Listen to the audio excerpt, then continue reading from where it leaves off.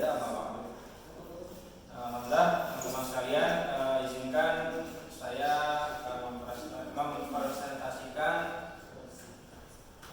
tentang konsep Syad Az-Zari'ah dalam hukum Islam menurut Ibnu Al-Qayyim Al-Jauziyah.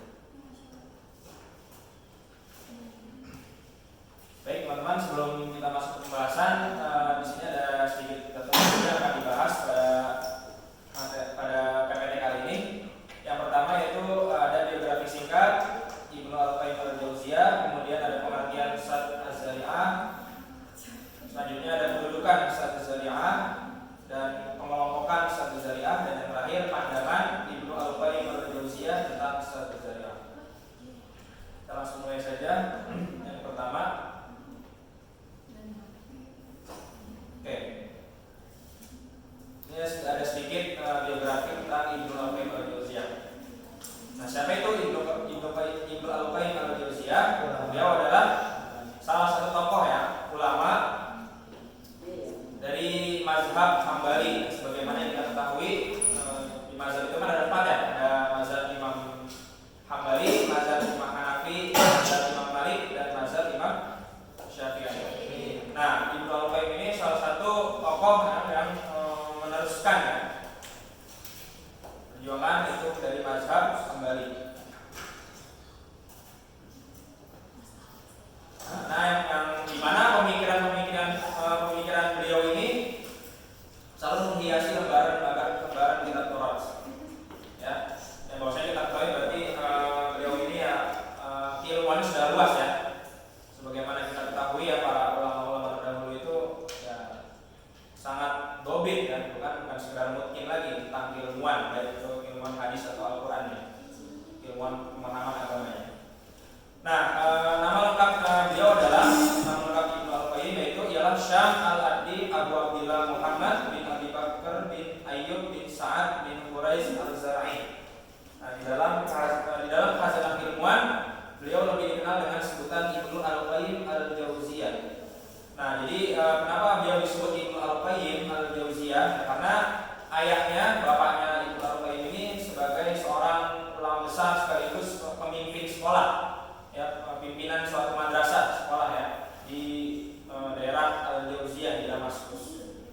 Nah, maka dari itu orang-orang pada saat itu, masyarakat sekitar mengenal Ibnu ini sebagai Ibnu Al-Qayyim Al-Jauziyah ya, dari nama bapaknya sebagai pemimpin di suatu madrasah. Kemudian beliau juga dikenal sebagai seorang imam, alama, muhaqqiq, hafiz, usul fiqh dan ahli nahwu ya.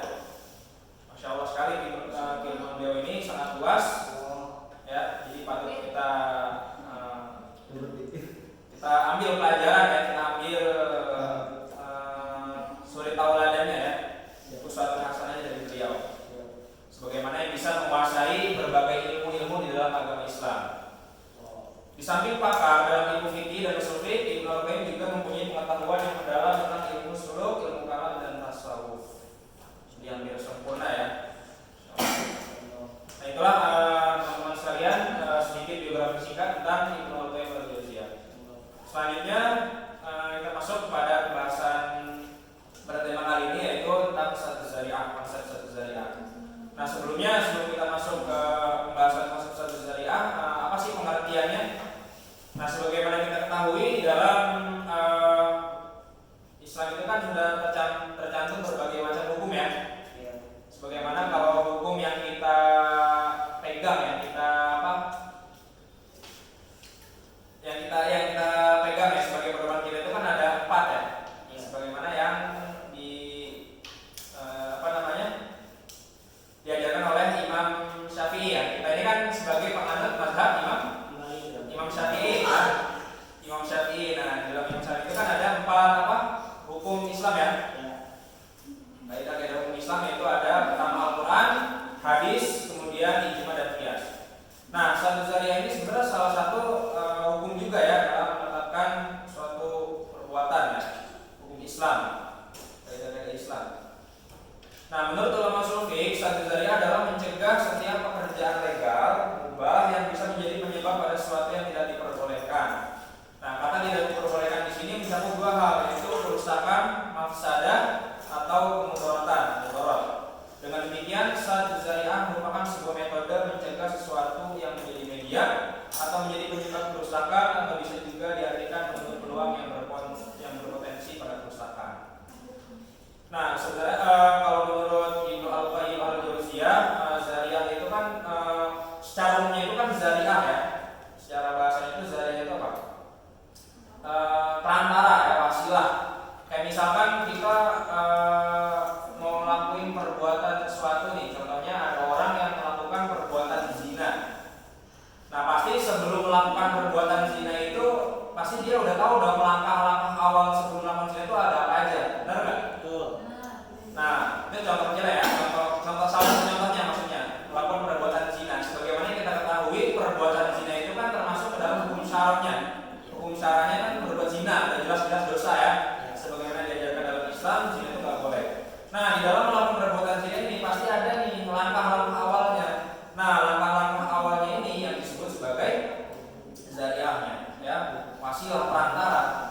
Nah, di dalam zari'ah ini menurut Ibnu Al-Qayyim ini jadi ada dua, disebut satu zari'ah, bisa juga disebut fat zari'ah. Nah, satu zari'ah ini merupakan yang menutup atau ketika ingin melakukan perbuatan buruk itu harus dicegah gitu ya, satu zari'ah ini. Nah, jadi di pembahasan kali ini kita lebih rinci, lebih umum kepada si satu zari'ah yang menjelaskan tentang menutup ya perbuatan rusak ya, perbuatan yang rusak.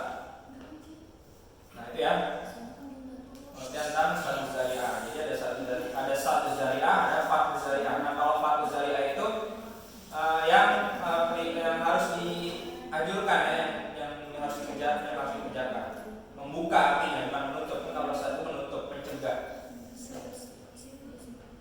Oke, selanjutnya apa sih kedudukan satu zari'ah? Seperti apa kedudukan satu zari'ah di dalam hukum Islam ini? Nah, ditempatkannya al-zari'ah sebagai salah satu dalil dalam menetapkan hukum meskipun diperselisihkan penggunaannya. Nah, memang pada pembahasan zari'ah ini memang tidak banyak para ulama, ya, para ahli fikih dan usul fikih ini membahas tentang satu zari'ah ya, hanya sedikit. Ya, karena bisa dikatakan satu zari'ah ini ya, jarang dipakai gitu, ya. Nah, tapi pada kesempatan kali ini kita akan membahasnya, yaitu yang dikemukakan oleh Ibnu Al-Qayyim Al-Jauziyah. Nah, jadi mengandung arti bahwa meskipun syarat tidak menetapkan secara jelas mengenai hukum suatu perbuatan, namun karena perbuatan itu ditetapkan sebagai wasilah bagi suatu perbuatan yang dilarang secara jelas, maka hal ini menjadi petunjuk atau dalil bahwa hukum wasilah itu adalah sebagaimana hukum yang ditetapkan syarat terhadap perbuatan pokok. Nah, masalah ini menjadi perhatian ulama karena banyak ayat-ayat Al-Quran yang mengisyaratkan ke arah itu. Nah, di sini dijelaskan ya, atau kedudukan satu zari'ah itu dijelaskan di dalam surat Al-An'am yang berbunyi A'udzubillahi minasyaitonirrajim wa la tasubbul ladzina yad'una min dunillahi fayasubbullaha 'adwan bighairi ilm. Yang artinya janganlah kamu mencaci orang yang menyembah selain Allah, karena nanti ia akan mencaci Allah secara memusuhi tanpa pengetahuan. Nah, pada dasarnya itu kan sebenarnya kita di dalam ajaran Islam itu kan memang ya kita meyakinkan bahwasanya di dunia ini agama yang paling benar hanyalah Islam. Ya, betul nggak? Jadi kalau agama-agama seperti Islam itu udah jelas salah, ya udah jelas kafir dan sebagainya. Kita tahu bahwasannya, wah Tuhan saya agak bisa itu salah, dosa, sesat dan sebagainya. Nah, tapi di sini kita dijelaskan di dalam surat ini jangan sampai mencaci, karena kalau walaupun kita udah tahu bahwasannya Tuhan agama orang itu salah, dosa dan sebagainya, tapi tetap jangan mencaci, jangan membuat onaran lah. Nah, itu yang sebagaimana diterapkan di dalam toleransi ya. Makanya di dalam perbuatan toleransi itu kita diajarkan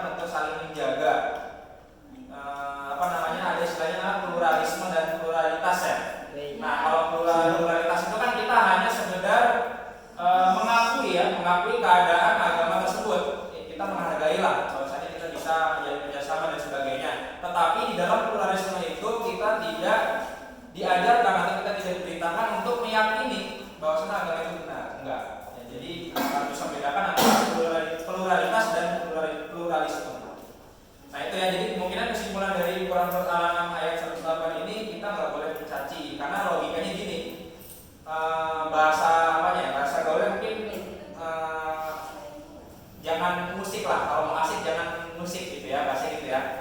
Bahasa Jawa. Jadi kalau kita mau asik jangan musik-musik. Jadi kita harus menghargai juga apa namanya? Keyakinan orang lain ya, yang selain dari Islam itu. Itu ya kedudukan satu zariah ada di dalam dari surat Al-An'am ayat 108. Kemudian selanjutnya, nah di dalam satu zariah ini menurut Ibnu Al-Qayyim ada pengelompokannya ya. Nah yang pertama disini dijelaskan dengan memandang kepada akibat dampak yang ditimbulkan terbagi menjadi 4 bagian. Yang pertama zariah yang memang pada dasarnya membawa kepada kerusakan, contohnya seperti meminum khamr. Ya kan minum khamr itu kan dilarang ya karena dapat mengganggu kesehatan ya. Karena kalau orang mabuk bisa bahaya ya, bisa melakukan hal-hal yang tidak diinginkan. Nah itu contohnya zariah yang memang pada dasarnya yang menunjukkan kepada kerusakan. Kemudian yang kedua, zariah yang ditentukan untuk sesuatu yang mubah atau boleh, namun ditujukan untuk perbuatan buruk yang merusak, baik dengan sengaja seperti nikah muhalil. Apa tadi tahu nggak nikah muhalil apa? Ya. Nikah muhalil ya. Menikah dengan menghalalkan segala cara ya. Mungkin ya bisa jadi mungkin nikah mut'ah itu salah satunya. Ya karena kan nggak boleh ya nikah mut'ah, nikah mutlak karena tidak sesuai dengan syariat yang diajarkan Islam. Atau tidak sengaja seperti mencari sembahan agama lain ya, sebagaimana yang tadi disebutkan dalam surat Al-An'am 108 wala tasubul ladzina yad'una min dunillahi. Selesai ya. Dari itu yang ditentukan pada sesuatu yang mubah boleh awalnya, namun ditujukan untuk perbuatan buruk yang merusak ya. Itu yang kedua. Yang ketiga ada zariah yang semula ditentukan untuk mubah, tidak ditujukan untuk kerusakan, namun biasa sampai juga pada kerusakan. Yang mana kerusakan itu lebih besar dari kebaikannya. Contohnya berhiasnya perempuan yang baru kematian suami dalam masa iddah. Maksud dari contoh itu ada seorang wanita yang baru ditinggal oleh suaminya ya karena meninggal.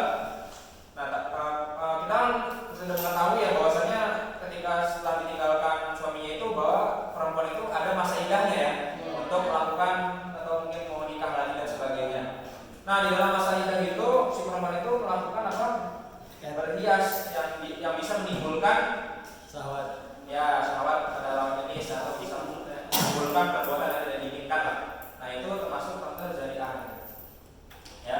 Kemudian yang keempat ada zariah yang semula ditentukan untuk mubah, namun terkadang membawa kepada kerusakan, sedangkan kerusakannya lebih kecil dibanding kebaikannya.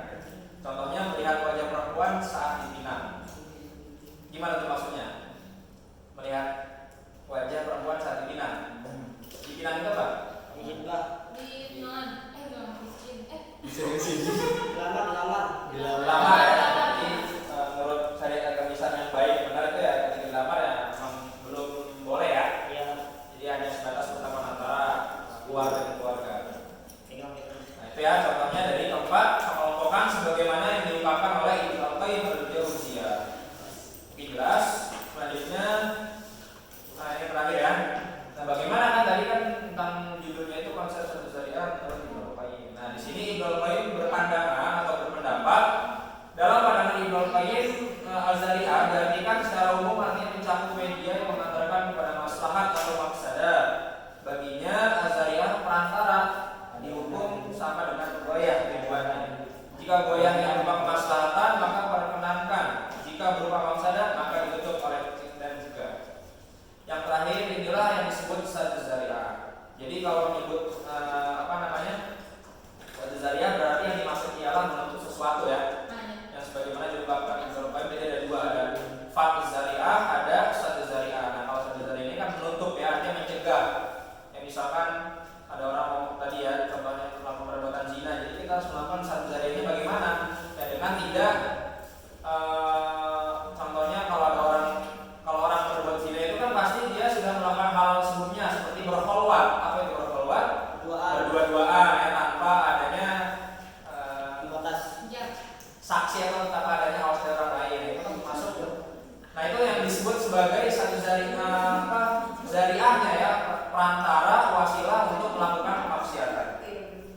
Nah kemudian ada yang mengantarkan kepada maslahat, yang mengantarkan kepada kebaikan, yaitu disebut fatu zariah. Nah Ibnu Al-Qayyim mengakui kehujahan satu zariah sebagai dalil untuk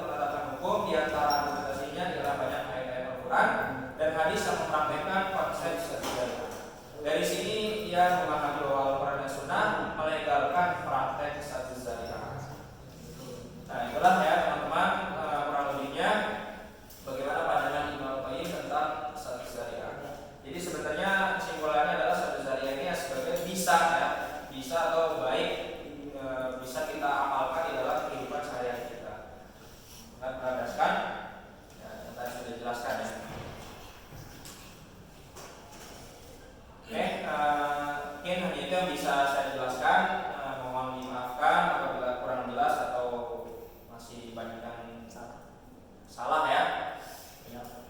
Memang sih. Mohon dikoreksi teman-teman.